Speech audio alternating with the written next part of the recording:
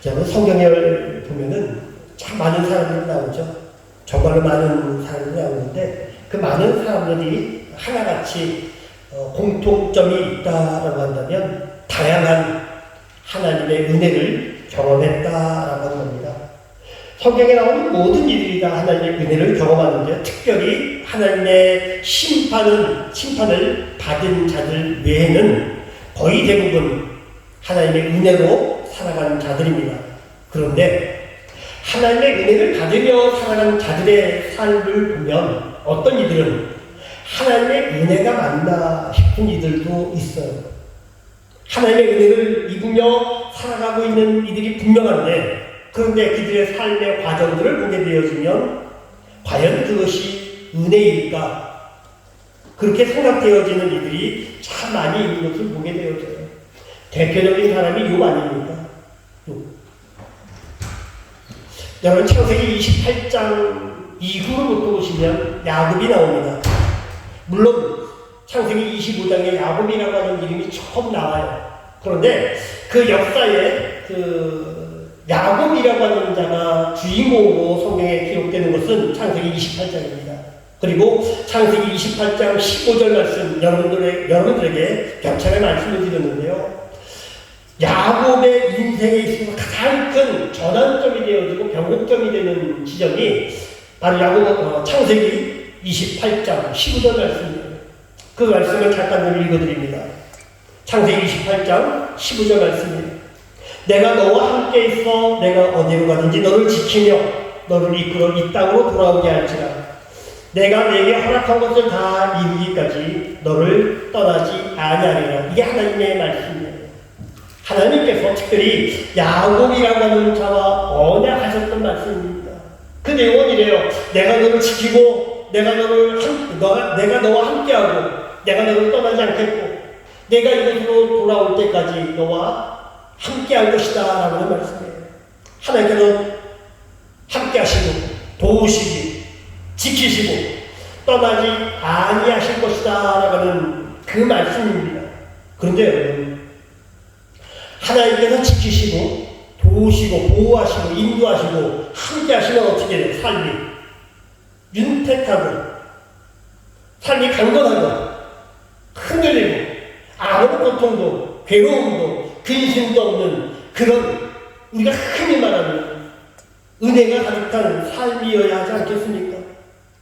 하나님께서 함께 하시는데 하나님께서 지키시고 도우시고 결코 그를 떠나지 아니하시는데 그러면 그의 삶은 강건하고 그의 삶에는 그냥 우리가 흔히 말하는 축복의 은혜가 가득해야 합니다. 힘들거나 어렵거나 복잡하거나 죽을 만큼 위험한 삶의 문제가 없어야 합니다. 그런데 야곱의 삶이 그렇지 않아요. 말씀을 통해서 우리가 발견하는 야곱의 삶은요, 수도 없이 많은 죽을 고비를 넘기게 됩니다. 뿐만 아니라 수도 없이 많은 삶의 갈등의 문제를 살아가고 있어요. 그의 삶을 완전히 엎어버릴 만큼 심각한 문제들을 안고 살아가는 자가 바로 야곱입니다. 여러분, 형 에서와의 갈등을 겪게 되죠. 그 갈등 속에서 형 에서는 동생인 야곱을 죽이려고 칼을 갈아요.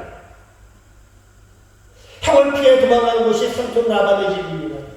라반의 집에 갔더니 나중에 삼촌 라반이 사람들을 몰고 쳐들어와서 야곱을 죽이려고까지 합니다. 뿐만 아니라 삼촌 라반의 아들들이요, 야곱과 사촌지간입니다. 그 사촌지간이 재산의 문제가 있어서 또 서로 죽이려고 하는 심각한 갈등의 문제를 겪게 되어져요. 뿐만 아니라 창세기 35장을 보면 야곱이 세겜 땅을 살아가게 될 때 세겜 족속들과 심각한 문제로 갈등을 빚게 됩니다. 이때 세겜 족속들이 일어나서 야곱의 가족을 죽이려고 몰살을 하려고 계획을 해요. 그러니 야곱은 또 피할 수밖에 없고 나중에는요, 야곱의 12아들이 있지 않습니까? 그 12아들들이 각자 자기들끼리 갈등을 겪게 되어져요. 수도 없이 많은 삶의 문제들, 갈등의 문제들을 하고 살아갔던 자가 바로 야곱이란 말이에요. 여러분, 창세기 28장 15절에 뭐라고 했습니까? 하나님께서 반드시 너를 지킬 것이다. 너와 함께 할 것이다. 너를 부을 것이다. 결코 떠나지 아니할 것이다. 라고 말씀하셨거든요. 그런 삶이 좀 평안하고 강건하고 그렇게 돼야 하지 않겠습니까? 그런데 야곱의 삶은 어때요? 방금 말씀드린 대로 수많은 죽음의 위협, 갈등의 문제들, 삶의 연약함을 안고 살아가는 자가 바로 야곱이었던 거예요. 왜 그럴까? 하나님의 은혜를 입은 자인데 왜 그럴까? 또 한 가지 예를 듭니다. 사사기 6장에는 기드온이라고 하는 자가 나와요. 여러분들에게 수차례 말씀을 드렸던 자입니다. 이 기드온이라고 하는 자가 당시 미디안 족속들에게 미디안 족속들에 의해서 죽을 만큼 힘든 고통의 삶을 살아가고 있어요. 한참 연약한 가운데 고통 가운데 살아가고 있는 이 기드온에게 하나님께서 어느 날 임하시는데 임하셔서 하신 말씀이 이거예요. 큰 용사여, 하나님께서 너와 함께 하십니다. 자, 이 말씀을 듣는 순간 기드온이 오늘날 우리들이 흔히 하는 말을 딱 친다고 해서 화가 머리끝까지 나는 거예요. 그래서 이 기드온이 하나님의 천사에게 이렇게 말해요. 화가 나고 열불이 터져서 한명한테 이렇게 얘기합니다. 여호와께서 우리 함께 계시면 어찌하여 이 모든 일이 우리에게 일어났나이까? 여호와께서 우리 함께 하시지 않았기 때문에 지금 미디안이라고 하는 저 미디안 족속들이 우리 이스라엘을 침범해 와서 우리 이스라엘 백성들을 억압하고 착취하고 다 빼앗아가지 않습니까? 얼마나 그들이 우리를 괴롭게 합니까? 라고 하는 이 마음에 울분들이 터져나오는 거예요. 하나님이 함께해서 떠나고 한다면 어찌 이 같은 일이 일어날 수 있겠느냐라고 하는 이 기도의 항변이었던 겁니다. 여러분 생각해 보십시오. 하나님이 함께해서 떠나고 한다면 함께 하심의 은혜가 있지 않습니까? 그러면 함께 하시는 은혜 때문에 그의 삶이 강건하게 되어지고 흔들리지 않으며 어떤 외세에 의해서도 강건하게 되어지는 삶을 살아갈 것인데 지금 기도이 말하는 뭐예요? 하나님의 은혜가 있었느냐라고 하는 거예요. 하나님의 은혜가 없었기 때문에 우리가 이렇게 고통을 당하고 있지 않느냐라고 하는 이러한 말입니다. 여러분, 그러면 우리가 한 가지 생각해 볼 것이 있어요. 하나님의 은혜라고 하는 것이 과연 뭐냐라고 하는 거죠. 무엇을 가지고 하나님의 은혜라고 말씀을 할까요? 단순하게 잘 되고 잘 풀리고 성공하고 뭐 이런 것들을 말할까요? 물론 요한 3서 1장 2절의 말씀, 우리가 잘 아는 말씀입니다. 요한 3서 1장 2절 말씀, 사랑하는 자여 내 영혼이 잘됨 같이 내가 범사에 잘되고 강건하기를 내가 간구하노라 라고 하는 말씀이에요. 내 영혼이 잘되고 범사가 잘되고 강건한 것, 여러분 이것이 은혜라고 할 수 있겠죠. 말씀에서 요한 3서에서 분명히 우리에게 교훈하고 있습니다. 그러면서 앞서 말씀을 드린 야곱이나 기드온, 이들의 삶을 보면 범사가 잘 되었습니까? 나라가 강건한 삶을 살아갔습니까? 물론 결과론적으로 보게 되어지면 그들은 강건했고 그들은 범사가 잘 됐고 그들의 영혼은 잘 되었습니다. 결과론적으로 보면. 그런데 삶을 살아가는 그 중간중간, 순간순간 그들의 삶의 매 순간마다 그들은 어땠어요? 범사가 잘 되었고 영혼이 강건하고 삶이 강건한 그런 모습이 아니지 않습니까? 헤아릴 수 없을 만큼의 삶의 고통과 괴로움과 한숨과 탄식으로 살았던 자들입니다. 죽을 만큼 힘든 자체 목숨이 이룰 수도 있는 수많은 위험한 순간들을 지났던 자들이 바로 그들이거든요. 그런데 여러분, 성경은 그들이 은혜의 백성이라고 하나님의 은혜를 입은 자라고 말씀하고 있거든요. 어떤 것을 기준으로 해서 어떤 관점에서 그들을 은혜 입은 백성들, 하나님의 은혜를 입은 자들이라고 말씀하고 있는 걸까요? 여러분, 이 부분을 우리는 바울의 삶을 통해서 그 의미가, 즉 삶은 괴롭고 고통스럽지만 그래도 은혜라고 하는 그 이유를 발견할 수가 있어요. 여러분, 사도행전을 통해서 살펴본 바울의 삶은 만만치가 않습니다. 우리가 흔히 은혜라고 하기에는 그의 삶은 너무나 고통스러웠고 그의 삶은 수도 없이 많은 죽음의 고비들이 있었고 죽을 만큼 매를 맞기도 수차례 있었고 저는 그런 삶을 살았거든요. 그런 삶을 살았던 바울이 오늘 말씀처럼 고백하는 것은 주의 은혜라고 고백을 하는 거예요. 주의 은혜. 앞서 말씀드렸지만 범사가 잘되고 영혼이 잘되고 강건하고 평안하고 그래서 주의 은혜라고 해야 할 것인데 바울은 전혀 그렇지 않거든요. 영혼은 잘 되었을지 모르지만 그의 범사는 잘 되었을까요? 잘 되었다면 왜 매를 맞고 죽을 고비 수많은 그 순간들을 보내게 되었습니까? 왜 그렇게 고통과 환난 가운데 살아갔을까라는 생각이 들잖아요. 잘 되었다라는 말이야. 근데 그렇지 않거든요.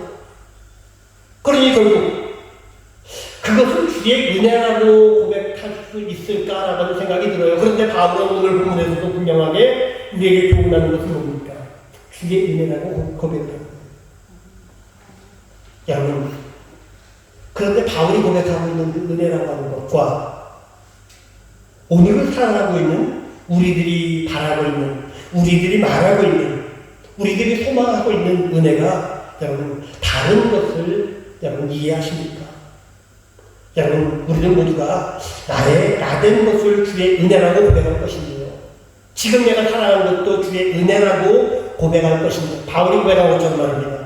그런데 그 은혜라고 하는 것이 범사가 잘되고 평안하고 강건한 것이어야 할 건데 그렇게 돼야 우리가 주의 은혜라고 고백할 것입니다.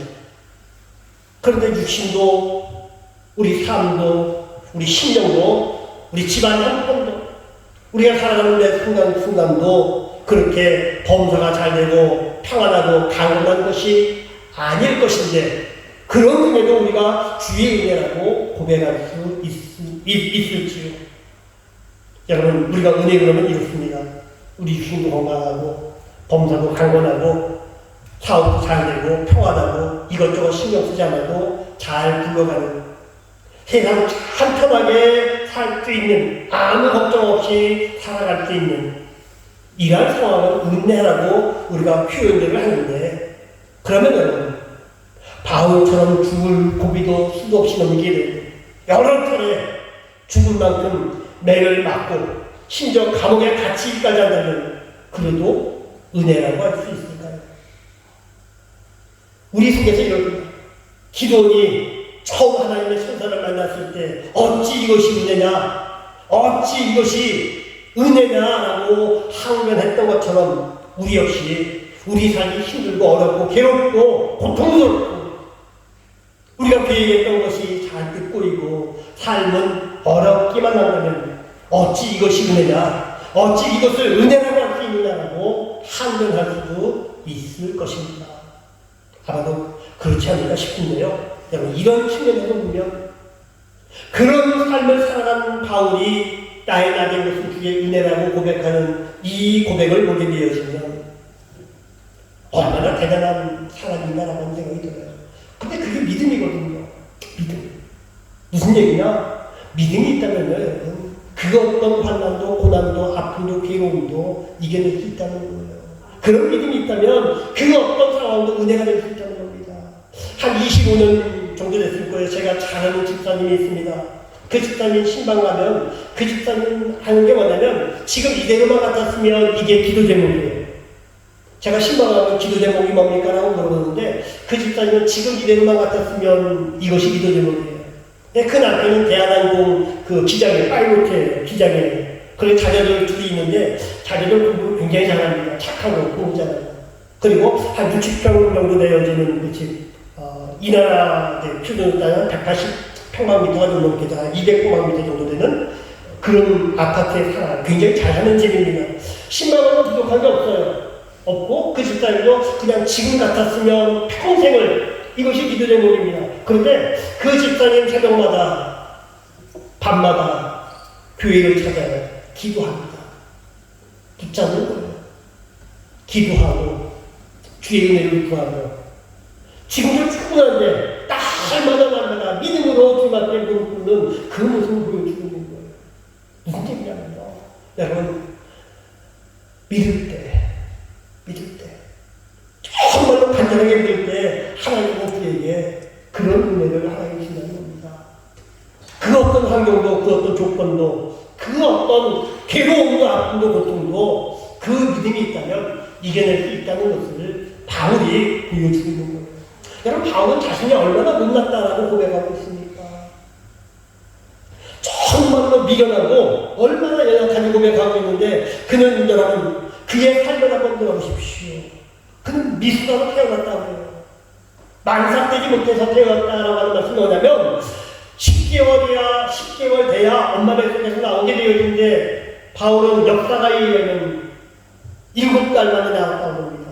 지금이야 인큐베이터가 있어서 그 안에 들어가서 미숙아로서 이제 다 자라고 나오게 되어진데, 그때 무슨 인큐베이터가 있겠습니까? 미숙아로 나오면 그냥 내버려두면 죽게 되는 거예요. 그런데 바울은 살았단 말이에요. 그래서 그가 스스로가 망삭되지 못해서 나왔다, 미숙한 자로 태어났다라고 이렇게 고백하는 겁니다. 심지어 청년의 때는요, 교회를 무너뜨리고 성도를 핍박하고 박해했던 자예요. 하나님의 원수였던 자입니다. 주님을 믿는 자들을 잡아 죽였던 자라고 그가 여러분 고백하고 있지 않습니까? 그러면 보통 우리 생각에 그 정도라면 하나님께 미운 털이 박혀도 단단히 박혀서 당장 하나님의 심판을 받을 것이다 라고, 그 심판 가운데 죽어야 할 것이다 라고 생각을 하겠지만, 근데 하나님께는 그렇게 하지 않으셨어요. 하나님께는 그를 살리시고 살 길을 보여주실 뿐만 아니라 수도 없이 많은 죽을 고비, 그 죽음의 위험 가운데서도 지키시고 도우시고 함께 하셨던 거예요. 죽을 만큼 맥을 맞는 그 순간에도 하나님은 함께 하셨고, 수많은 괴로움 가운데서도 주님께서는 그를 지키셨던 겁니다. 그러니 바울은 어떻게 해요?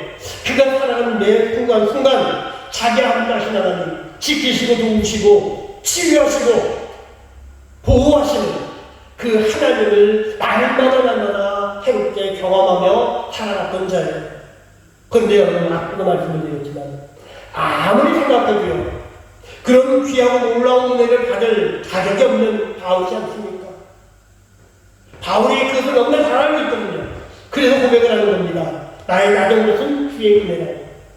은혜 받을 자격 없는 자신이 은혜 가운데 살아갈 수 있는 것, 주님의 함께 하심과 치유하심과 보호심을 받을 자격이 없는 자가 그런 보호심 은혜와 치유하신 은혜와 함께 하신 은혜를 입으며 살아가는 것, 이것을 바로 주의 은혜라고 바울이 고백하고 있는 거예요.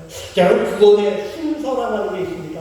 구원이 이루어지는 과정, 이걸 신학에서 구원의 서정이라고 얘기하는데, 5번째 단계가 양자됨이라고 하는 게 있어요. 양자. 죄인이기 때문에 당연히 죽어야 하는데요, 하나님의 완전하신 은혜로, 하나님의 전적인 은혜로 죽음을 당하지 않고 오히려 죄의 용서함을 받고, 더 나아가서 하나님께서 그 죄인이었던 자를 하나님의 자녀로 삼아주시는 것, 이것을 양자라고 얘기합니다. 그런데 우리 죄인은요, 근본적으로 하나님의 자녀가 될 자격이 없는 자들이에요. 그냥 죽일 수밖에 없는 죄인들입니다. 그런데 하나님의 전적인 은혜, 그 완전하신 은혜로 죽음이 아닌 하나님의 자녀가 되어지는 거예요. 죄인이라고 하는 신분이 아니라 하나님의 자녀라고 하는 새로운 신분이 생긴 겁니다. 죄인된 우리가 하나님의 자녀가 된 것, 이것을 여러분 바울이 고백한 것을 하나님의 은혜라고 하는 겁니다. 죄인이었던 자신이 이제 더 이상 죄 가운데 살아가는 것이 아니라 하나님의 자녀로 살아가는 것, 이것을 나된 하나님의 은혜라고 말씀하고 있는 거예요. 그러니 보십시오. 야곱이 그렇게 괴롭고 고통스러운 삶을 살아가고 죽음이 가득한 삶을 살아가면서도 그 순간순간을 이겨냈던 이유가 뭐겠습니까? 그에게 하나님의 은혜가 있었다는 거예요. 그 순간을 살아갈 수 있는 하나님의 은혜. 기드온이 그렇게 비참한 삶을 살아가면서도 미디안 족속들에게 고통을 당하고 그들에게 가진 것을 다 빼앗기는 삶을 살아갈 때도, 아무런 소망이 없는 삶을 살아갈 때도 오히려 역전을 하고 미디안 족속을 이겨낼 수 있었던 것도 그 순간 함께 하셨던 하나님의 은혜가 있었기 때문에 바울 역시 죽을 수밖에 없는 삶을 살아가지 않습니까? 하나님과 원수되었던 자인데 그런데 더 이상 죄인이 아닌 주님의 자녀가 되어지고 주님의 일꾼이 되고 사도가 되고 전문화로 살아갈 수 있었던 것, 이것이 바로 주의 은혜라고 하는 거예요. 여러분, 우리도 마찬가지입니다. 지금 현재 우리가 살아가는 삶의 현장, 우리의 심령, 우리 생각까지도, 우리 가정도 어느 하나 편한 곳이 없어. 힘들고 어렵고 괴로운 상황이 계속되어지고 있고 복잡하고 단 한순간도 평안함이 없는 그런 상황을 살아가고 있는 우리들인데, 여러분, 이런 삶을 살아간다 하더라도 주의 은혜가 있다라고 한다면, 매 순간순간을 이기게 하시는 주의 은혜가 있다라고 한다면, 주의 은혜 가운데 산다면, 여러분, 모든 것을 능히 감당할 수 있지 않겠습니까? 바울은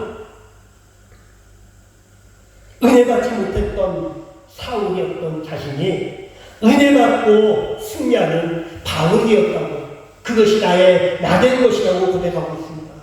여러분, 그 은혜가 우리 가운데 있게 되어지고 우리가 그 은혜를 온전히 믿고 그 은혜를 온전히 붙잡는다라고 한다면, 이제 과거의 내가 아닌 오늘을 살아가고 내일을 살아가는 새로운 내가 되는 것입니다.